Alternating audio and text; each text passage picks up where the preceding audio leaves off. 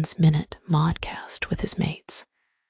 Ashney and Mo episode 202. The last topic, just something I saw recently, and Ashni, you talked about Apple as well. You might have seen that they're sort of doubling down now on what they really want to focus on with AI, and they're like, it's all going to be about a voice.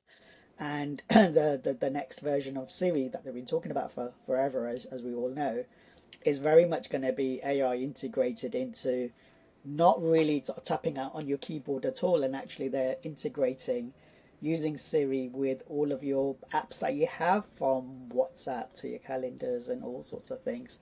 So that I think is going to be really interesting. And although I think they're kind of a little bit behind everyone else in terms of what they have as Siri goes, one thing like that where it has the adoption, they already have the user base, could totally transform it again, and before you know it, everyone's back on Apple being like the leading organization in terms of like adoption of AI, because it's using all of the apps. So they're kind of focused on what apps are people using right now on their iPhones, what are they doing, and then how could you just use your voice to say, order me some pizza, book me some tickets, and it has all its agents in the background. It has everything, obviously.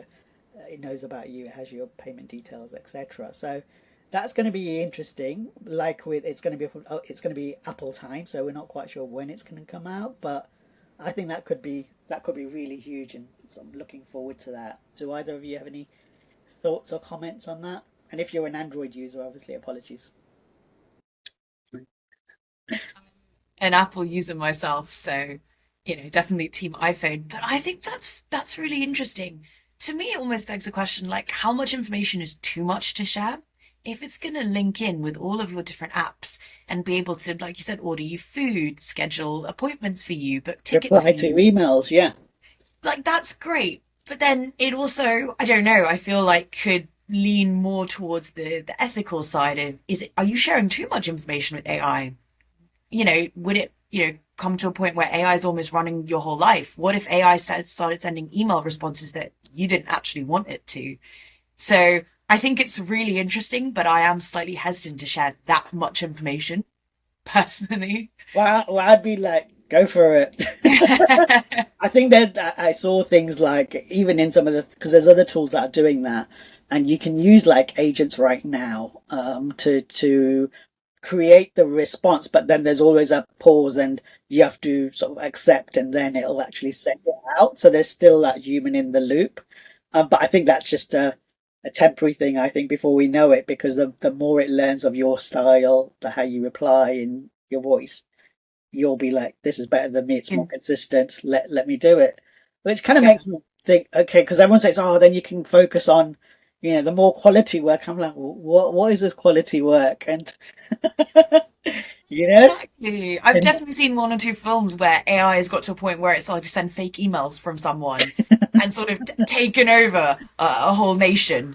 And while that might be extreme right now, if there reaches a point where you don't even have to validate and review the email before it gets sent, it does almost beg the question, where are the limits on this? well, this the challenge there is not the challenge. Challenge is the wrong word. The issue is, and then the reply comes back from their AI, right? And it's just like they're just ding donging between themselves, and yeah, the humans are none the wiser. And then you don't really have a grip on what's going on. But then you could say, well, if it's just to do with like some tedious tasks of booking something in the diary where you're forever toing and froing and trying to find something, then perhaps let focus on those things. But it's not going to stop there, right? It's just going to keep on going up that chain. Mo. Yeah, I'm just thinking about Terminator. That's it.